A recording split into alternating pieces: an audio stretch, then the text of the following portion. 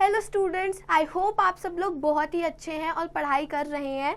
तो आज हम शुरू करने वाले हैं एक नया चैप्टर जो कि है परमाणु की संरचना यानी कि स्ट्रक्चर ऑफ एन एटम।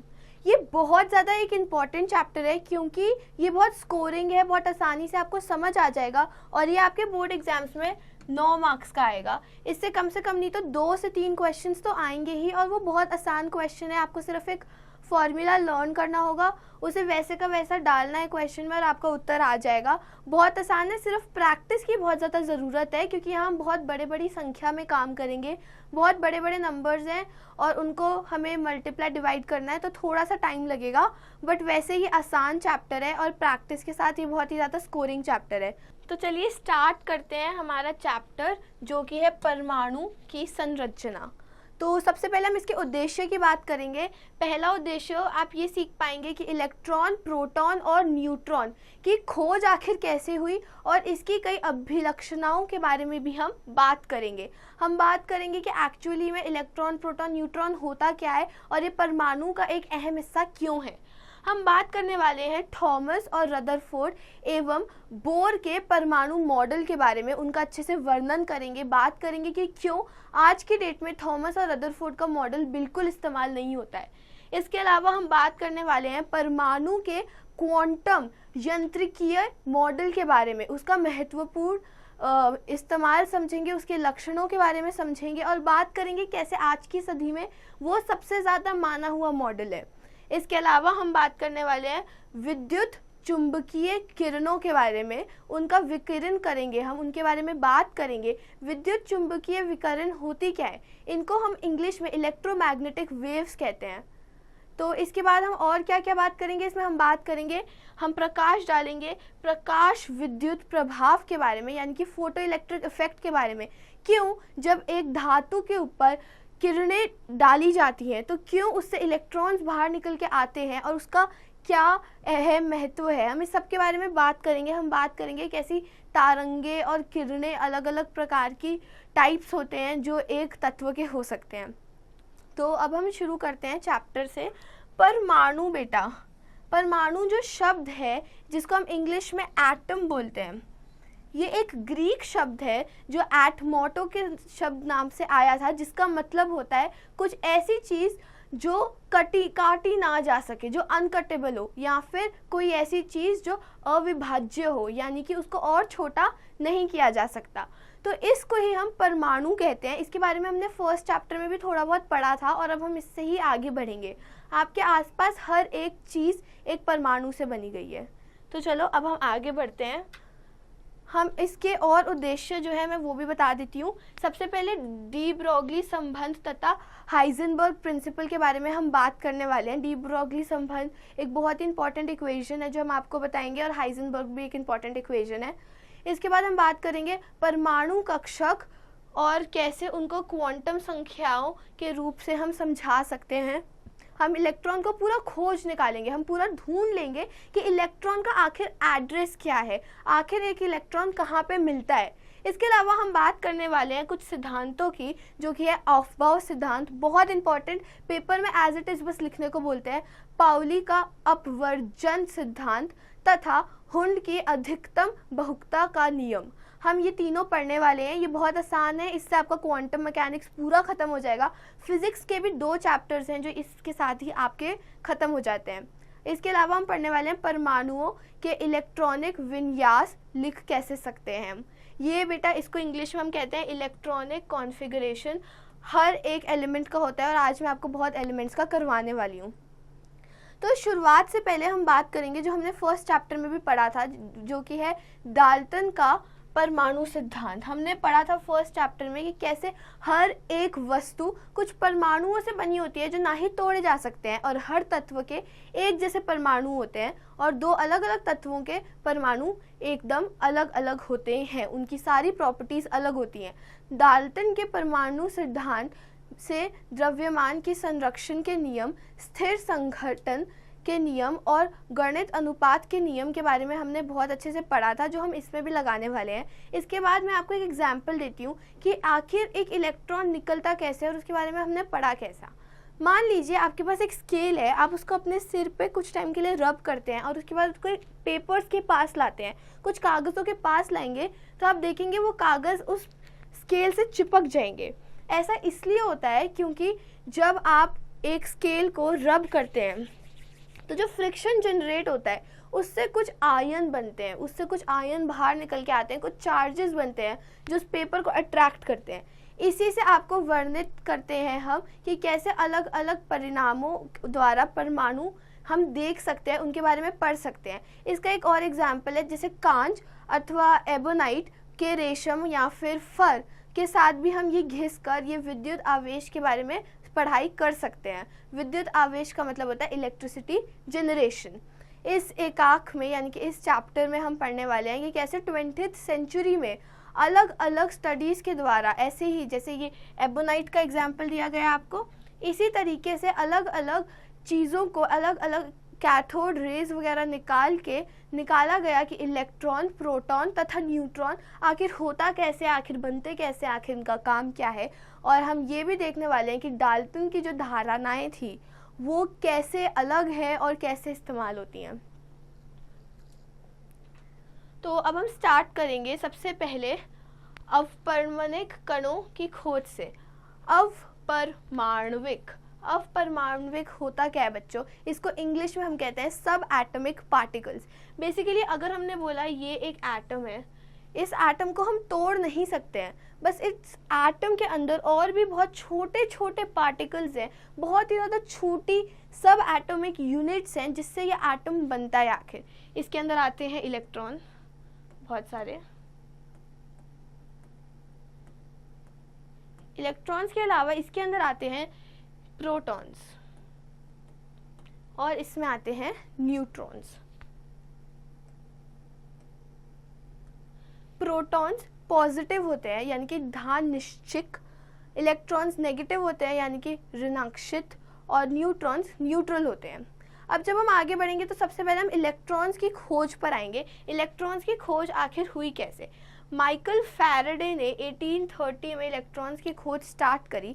ये जब शुरू हुए थे तो ये खोज ऐसे शुरू हुई थी कि स्टार्टिंग में हर पदार्थ से विसर्जन या फिर निषेचन होता है इन इलेक्ट्रॉन्स का। ये हमने पढ़ा। ये कैसे पढ़ा हमने कैथोड रेस के द्वारा हमने ये पढ़ा था और अभी हम ये आगे पढ़ने वाले हैं। सबसे पहले मैं बताती हूँ आपको कैथोड और एनोड आखिर होता क्या है।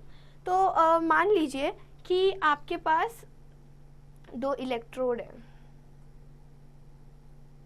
इलेक्ट्रोड मतलब जहाँ पे आपकी बिजली कलेक्ट होती है, जहाँ पे आपके इलेक्ट्रॉन और प्रोटॉन आके यहाँ पे जम जाते हैं। जहाँ पे पॉजिटिव वाला चार्ज आता है उसको हम कहते हैं एनोड,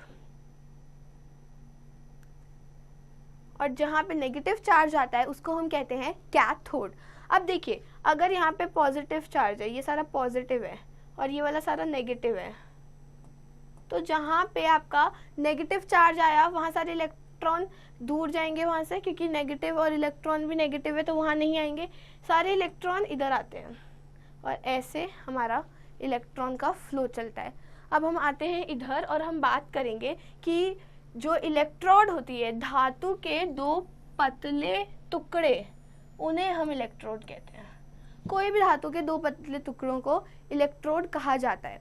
इसके बाद हम बात करते हैं जब इलेक्ट्रोडों पर उच्च वोल्टता लागू होती है, जब उस पर एक पोटेंशियल डिफरेंस लागू होता है, तो जो नलिका में कणों की धारा के द्वारा ऋणात्मक इलेक्ट्रोड बनता है। जो ऋणात्मक इलेक्ट्रोड होता है, नेगेटिव इलेक्ट्रोड होता है, उसको हम कहते हैं कैथोड, और जो पॉजिटिव इलेक्ट्रोड होता है यानी कि धनात्मक इलेक्ट्रोड होता है उसको हम कहते हैं एनोड। तो ऋणात्मक होता है आपका कैथोड और धनात्मक होता है आपका एनोड। फिर अब हम आएंगे, अब मैं आपको एक बार फिर से समझा देती हूँ। ये है एक कैथोड किरण विसर्जन नलिका। क्या इसमें क्या होता है, एक पंप होता है, ये आपका 1830s में ही बना था और इसकी वजह से ही इलेक्ट्रॉन्स डिस्कवर हुए थे। एक तरीके का पंप होता है बच्चों, एक तरीके की नलिका होती है जिसमें एक तरफ कैथोड होता है और एक तरफ एनोड होता है। ठीक है, यहाँ से एक वोल्टेज दी जाती है, एक वोल्टता दी जाती है और यहाँ से एक वैक्यूम पंप होता है। वैक्यूम क्यों होता है इधर? वैक्यूम की वजह से ही यहाँ से इलेक्ट्रॉन्स यहाँ से यहाँ जा पाते हैं। ठीक है, तो अब जब आप समझ गए हैं कि कैथोड किरण विसर्जन नलिका आखिर होती क्या है, तो हम आगे बढ़ेंगे। बेसिकली जब एक कैथोड से एनोड तक विद्युत धारा यानी कि इलेक्ट्रिसिटी जा रही है, तो ये देखने के लिए कि आखिरकार उसका हो क्या रहा है, यहाँ पे हम लोग एक प्रतिदीप्त लेप लगाते हैं। प्रतिदीप्त लेप लगाया जाता है, प्रतिदीप्त मतलब ल्यूमिनस, जिस पे जब इलेक्ट्रॉन्स आके बजेंगे तो लाइट जलेगी। एक लेप लगाया जाता है जो बनता है जिंक सल्फाइड से। जिंक सल्फाइड का एक लेप यहाँ पे लगाया जाता है पूरे पे, जिससे यहाँ पे जैसे ही इलेक्ट्रॉन्स टक्कर खाते हैं तो यहाँ लाइट जल जाती है और पता चलता है कि कुछ हुआ है, कहीं ना कहीं से लाइट जब आई है, यानी कि इलेक्ट्रॉन्स इसके अंदर पाए जाते हैं। इलेक्ट्रॉन्स कुछ ऐसे सब एटॉमिक पार्टिकल्स हैं जो इस एटम में प्रेजेंट है। अब जब हम आगे बढ़ेंगे तो यहाँ पे दिया हुआ है कि जब ये किरणें एनोड के छिद्र में से घुसकर जिंक सल्फाइड की परत पर टकराती हैं तथा एक चमकीला चिन्ह बन जाता है, यानी कि वही जैसे मैंने आपको बताया लाइट आती है। और इसके बाद हमने बात करी है कि आखिर ये हुआ क्या है यहाँ पे। तो हम सबसे पहले मैं आपको ये समझा देती हूँ, फिर हम ये सारी डिटेल्स भी रीड कर लेंगे। यहाँ पे क्या होता है ना, जब यहाँ से एक उच्च वोल्टता आती है तो आपको पता है करंट जो होता है वो पॉजिटिव दिशा से नेगेटिव दिशा की ओर जाता है, यानी कि ऐसे करंट जाने लगता है। अब जब करंट यहाँ से गया है तो इलेक्ट्रॉन्स जो हैं वो सारे के सारे कहाँ जाना चाहेंगे? इलेक्ट्रॉन्स है नेगेटिव यानी कि ऋणात्मक, तो वो कहाँ जाना चाहेंगे? वो धनात्मक जगह जाना चाहेंगे, वो पॉजिटिव जगह जाना चाहेंगे। सारे इलेक्ट्रॉन्स यहाँ आना चाहते हैं। ठीक है, अब यहाँ सारे इलेक्ट्रॉन्स आना चाहेंगे तो वो ऐसे जाएंगे, इस डायरेक्शन में जाएंगे। यहाँ पंप लगा हुआ है जिसकी वजह से वैक्यूम चल रहा है। वैक्यूम का मतलब एक ऐसा मीडियम होता है जहाँ पे हवा नहीं होती है बच्चों। तो अब यहाँ पे इलेक्ट्रॉन्स हैं और जब ये इलेक्ट्रॉन्स यहाँ जिंक सल्फाइड पे टकराएंगे तो यहाँ पे लाइट आएगी। अब इससे क्या पता चला, जो मैं आपको पहले ही बता देती हूँ फिर हम रीड कर लेंगे। इससे ये पता चला कि देखो अगर ये लाइट इस तरफ आ रही है, पॉजिटिव साइड आ रही है, तो जो भी चीज़ है, जो भी सब एटॉमिक पार्टिकल है, आपको लगता है कि वो इस तरफ हो सकता है? नहीं, इस तरफ तो क्यों ही कोई इलेक्ट्रॉन होगा। इस तरफ तब आती जब कोई प्रोटॉन होता। इस तरफ लाइट आई है यानी कि एक इलेक्ट्रॉन एक नेगेटिव पार्टिकल है जिसका चार्ज ऋणात्मक यानी कि नेगेटिव है। तो अब हम बढ़ते हैं आगे। पहला पॉइंट दिया हुआ है कि कैथोड किरणें कैथोड से आरंभ होकर एनोड की ओर गमन करती हैं। तो क्या वही मतलब कैथोड किरणें पॉजिटिव से नेगेटिव जाती है। इसके बाद जो सेकंड पॉइंट दिया है वो ये है, ये किरणें स्वयं दिखाई नहीं देती हैं परंतु इनका व्यवहार गैसों तथा निश्चित प्रकार की पदार्थों की उपस्थिति में देखा जा सकता है। ऐसी कैथोड किरणों से ही आपके टेलीविजन चित्र नलिका यानी कि जो टीवी चैनल्स होते हैं वो भी ऐसे कैथोड किरणों द्वारा ही बनाए जाते हैं और चलते हैं। इसके अलावा हमने पढ़ा विद्युत और चुंबकीय क्षेत्रों की अनुपस्थिति में ये किरणें सीधी दिशा में गमन करती हैं। जब तक विद्युत यानी कि इलेक्ट्रिकल या फिर चुंबकीय यानी कि मैग्नेटिक क्षेत्र नहीं है तब तक ये जो किरणें होती हैं ये सीधा ट्रैवल करेंगे।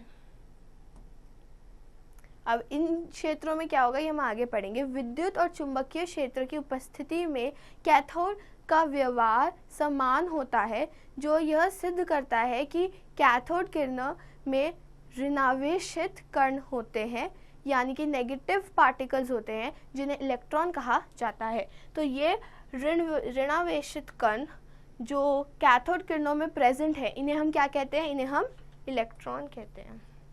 इसके बाद जब हम आगे बढ़ेंगे तो हम बात करते हैं कैथोड किरणें यानी कि इलेक्ट्रॉन के लक्षण कैथोड किरण नलिका के इलेक्ट्रोड के पदार्थ एवं उसमें उपस्थित गैस की प्रकृति पर निर्भर करते हैं। यानी कि जो कैथोड किरणों के लक्षण होंगे ना, कि कैथोड किरण कितनी ज़ोर से जिंक सल्फाइड पे मार आती है या कितनी ज़ोर की लाइट आती है, कितनी इंटेंसिटी होती है उसकी, ये सब डिपेंड करता है गैस की प्रकृति पे, जो गैस इस्तेमाल हुई है उसकी प्रकृति पे। इसके अलावा जब हम आगे जाते हैं तो हम बात करेंगे इलेक्ट्रॉन का आवेश द्रव्यमान अनुपात, यानी कि इलेक्ट्रॉन का जो मास है, electronic mass, charge to mass ratio की यहाँ बात हुई है, आवेश इस टू द्रव्यमान। तो इसकी बात जब हम करते हैं तो ये शुरू हुई थी जे थॉमसन के द्वारा। जे थॉमसन एक साइंटिस्ट थे जिन्होंने कैथोड किरण नलिका का उपयोग करके और इलेक्ट्रॉनों के पथ पर विद्युत और चुंबकीय क्षेत्र जो एक दूसरे के लंबवत होते हैं, लंबवत मतलब एक दूसरे के परपेंडिकुलर होते हैं, इनकी स्टडी करके उन्होंने विद्युत आवेश यानी कि इलेक्ट्रिकल चार्ज और द्रव्यमान यानी कि मास, इलेक्ट्रॉन का जो मास है, उन दोनों के एक अनुपात को मापा। उन्होंने मापा कि आवेश और द्रव्यमान का क्या अनुपात है और उसके बारे में उन्होंने स्टडी किया कैथोड किरणों की नलिका के द्वारा। जे थॉमसन ने ये बताया कि जब विद्युत और चुंबकीय क्षेत्र प्रेजेंट होते हैं, एक कण में होते हैं, एक कण की ओर आ रहे होते हैं, तो उनका जो इफेक्ट होता है, उनका जो विचलन होता है, विचलन मतलब वो कितना डिफ्लेक्ट होंगे। मान लीजिए एक रे ऐसे जा रही थी और यहाँ पे आपकी विद्युत क्षेत्र है और यहाँ पे आपका मैग्नेटिक क्षेत्र यानी कि चुंबकीय क्षेत्र है, तो इसको हम विचलन कहेंगे, जो ये ऐसे जा सकता है। या फिर हो सकता है, ज़रूरी नहीं है कि एकदम ऐसे टर्न होके ही जाए, ये ज़रूरी बात भी नहीं है, हो सकता है ये थोड़ा सा ऐसे होके यहाँ से निकल जाए, तो इसको हम कहेंगे विचलन। अब ये विचलन किन चीज़ों पर निर्भर करता है? कण पर ऋणावेश का मान अधिक होने पर विचलन ज़्यादा होता है, यानी कि अगर कण ज़्यादा नेगेटिव है तो वो ज़्यादा विचलन करेगा, ज़्यादा चेंज हो जाएगी उसकी डायरेक्शन। सेकेंड पॉइंट जो हमने पढ़ा वो ये है कि कण का द्रव्यमान, अगर कण हल्का है तो उसका विचलन ज़्यादा होगा। ये बहुत नॉर्मल सी बात है। अगर एक बहुत भारी गेंद है आपके पास, बहुत भारी बॉल है, उसको फेंकेंगे तो वो ज़्यादा दूर नहीं जाएगी, यहाँ आपको बहुत ज़्यादा फोर्स लगाना पड़ेगा। बट एक बहुत छोटी सी बॉल है, उसको आप ऐसे फेंकेंगे वो बहुत दूर जाके लगेगी। तो इसी तरीके से कणों के साथ भी यही होता है, इलेक्ट्रॉन्स के साथ भी यही होता है, चार्जेस यहाँ बात हो रही है उनके साथ भी यही होता है। इसके अलावा हम पढ़ रहे हैं कि और किस पर निर्भर करती है? विद्युत अथवा चुंबकीय क्षेत्र की प्रबलता इलेक्ट्रोडों पर जो चुंबकीय एवं वोल्टता क्षेत्र होते हैं उनकी प्रबलता बढ़ाने से भी इलेक्ट्रॉन का विचलन बढ़ जाता है। अगर वोल्टेज बढ़ा दें यानी कि ज़्यादा फोर्स लगा दें, जैसा कि मैंने अभी आपको बताया, अगर मैं धीरे से कोई चीज़ फेंकती हूँ तो वो पास आके गिरेगी, पर अगर मैं उसको जोर से स्पीड से फेंकूं, उसमें बहुत ज़्यादा फोर्स लगाऊं, तो वो ज़्यादा दूर जाके गिरेगी, उसका विचलन ज़्यादा होएगा। इसी तरीके से अगर वोल्टेज बढ़ा दी जाए या फिर चुंबकीय क्षेत्र बढ़ा दिया जाए तो भी विचलन बहुत ज़्यादा हो जाएगा। तो ये सब स्टडी किया और जे थॉमसन ने एक चार्ज टू मास रेशियो, एक आवेश से द्रव्यमान का रेशियो निकाला जो कि था 1.758820 × 10⁻11।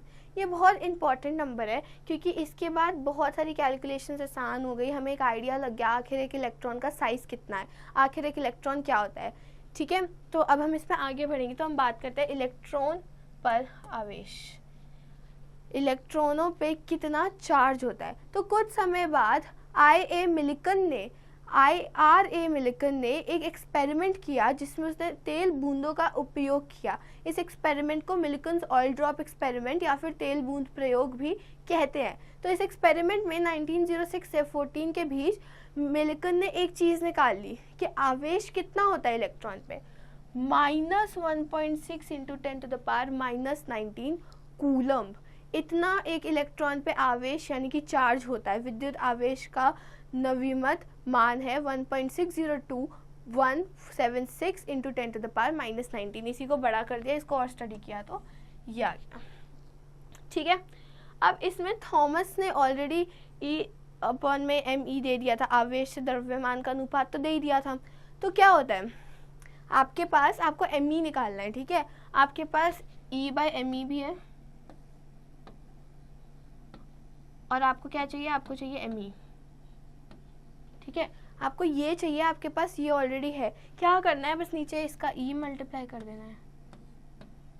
तो जब ये बनाया तो E अपॉन में me जो था ये हमें जे थॉमसन ने दे दिया था, E जो है वो हमें मिलिकन ने दे दिया। तो इसको सॉल्व करके आपके पास इलेक्ट्रॉन का मास आ गया जो कि है 9.1094 इंटू 10⁻⁻31। इसको ग्राम्स में 10⁻⁻28 भी यूज़ किया जाता है। ठीक है, जब हम आगे बढ़ेंगे तो हम बात करते हैं, मैं ये वो पूरा मॉडल है जिसके थ्रू इलेक्ट्रॉन आया, एक विचलन हुई। मैं आपको एक बार फिर से बता देती हूँ। तो ये तो हो गई आपकी कैथोड किरण नलिका। ठीक है, यहाँ से आपका वोल्टेज आया तो करंट कैसे गया, पॉजिटिव से नेगेटिव गया। करंट पॉजिटिव से नेगेटिव गया तो जो कैथोड रे बनी वो गई नेगेटिव से पॉजिटिव।